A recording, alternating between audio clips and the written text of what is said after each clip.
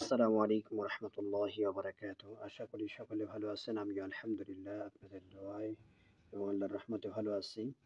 আজকে যে বিষয়টি সম্পর্কে আপনাদের সামনে আলোচনা করব সেটি আপনারা স্ক্রিনে দেখতেই পাচ্ছেন।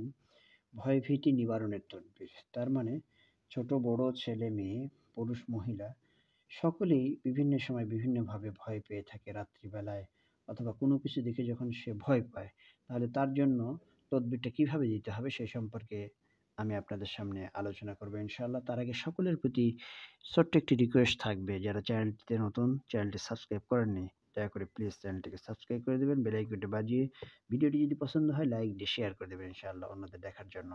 তাহলে শুরু করা যাক। সর্বপ্রথম স্ক্রিন দেখতে পাচ্ছেন ভয়ভীতি নিবারণের তদবির।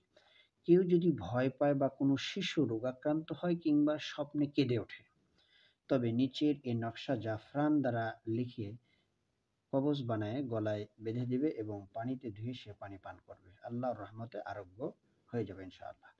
এই যে তাবিজটা দেখতে পাচ্ছেন, এই ইয়া আল্লাহ, ইয়া রহমান, ইয়া রহিম, ইয়া মালিক, ইয়া কুদ্দুস, ইয়া সালাম, ইয়া মুমিন, ইয়া মুহাইমিন, ইয়া ওয়াহিদ, ইয়া আহাদ, ইয়া মাজিদ, ইয়া রাব।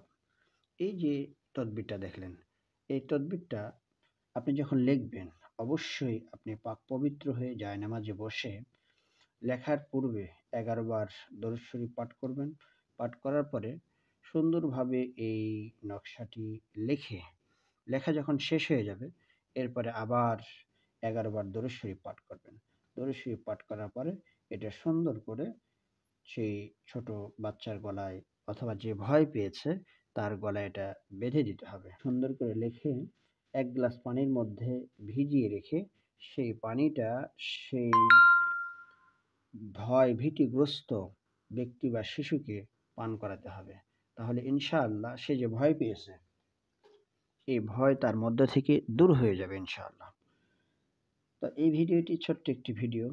এরকম আরও ইসলামিক অনেক আমল এবং ভিডিওর তদবির যদি আপনারা পেতে চান, তাহলে অবশ্যই এই চ্যানেলটি সাবস্ক্রাইব করবেন। সাবস্ক্রাইব করলে আপনাদের কাছে সকল ভিডিওর নোটিফিকেশনগুলি পৌঁছে যাবে আর সেগুলি দেখে আপনারা আমল করতে পারবেন।